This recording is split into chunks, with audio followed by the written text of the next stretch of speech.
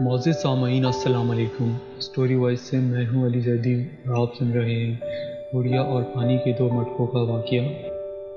کہتے ہیں ایک بڑھیا کے گھر میں پانی کے لیے دو مٹکے تھے جنہیں وہ روزانہ ایک لکڑی پر باندھ کر اپنے کندھے پر رکھتی اور نہر سے پانی بھر کر گھر لاتی۔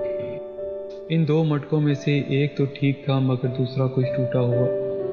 ہر بار ایسا ہوتا کہ جب یہ بڑھیا نہر سے پانی لے کر گھر پہنچتی تو ٹوٹے ہوئے مٹکے کا آدھا پانی راستے میں ہی بہہ چکا ہوتا، جبکہ دوسرا مٹکا پورا بھرا ہوا گھر پہنچتا۔ ثابت مٹکا اپنی کارکردگی سے بالکل مطمئن تھا تو ٹوٹا ہوا بالکل ہی مایوس، حتیٰ کہ وہ تو اپنی ذات سے بھی نفرت کرنے لگا تھا کہ آخر کیوں کر وہ اپنے فرائض کو اس انداز میں پورا نہیں کر پاتا جس کی اس سے توقع کی جاتی ہے۔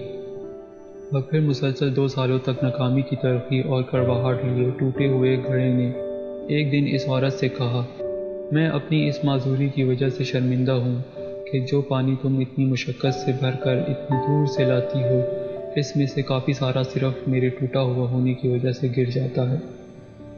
گھڑی کی یہ بات سن کر بڑھیا ہنسی اور کہا، کیا تم نے ان سالوں میں یہ نہیں دیکھا کہ میں جس طرف سے تم کو اٹھا کر لاتی ہوں ادھر تو پھولوں کی پودے ہی پودے لگے ہوئے ہیں جبکہ دوسری طرف کچھ بھی نہیں اگا ہوا۔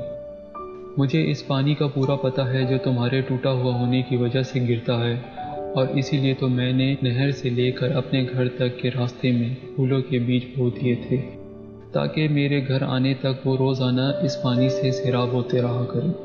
ان 2 سالوں میں نے کئی بار ان پھولوں سے خوبصورت گلدستے بنا کر اپنے گھر کو سجایا اور مہکایا۔ اگر تم میرے پاس نہ ہوتے تو میں اس بہار کو دیکھ ہی نہ پاتی جو تمہارے دم سے مجھے نظر آتی ہے۔ یاد رکھیے کہ ہم سے ہر شخص میں کوئی نہ کوئی خامی ہے، لیکن ہماری یہی خامیاں، معذوریاں اور ایسا ٹوٹا ہوا ہونا ایک دوسرے کے لیے عجیب پر پرتاثر قسم کے تعلقات بناتا ہے۔ ہم پر واجب ہے کہ ہم ایک دوسرے کو ان کی خامیوں کے ساتھ ہی قبول کریں۔ ہمیں ایک دوسرے کی ان خوبیوں کو اجاگر کرنا ہے جو اپنی خامیوں اور معذوریوں کی خجالت کے ہوج میں دب کر نہیں دیکھ پاتے۔ معذور بھی معاشرے کا حصہ ہوتے ہیں اور اپنی معذوری کے ساتھ ہی اس معاشرے کے لیے مفید کردار ادا کر سکتے ہیں۔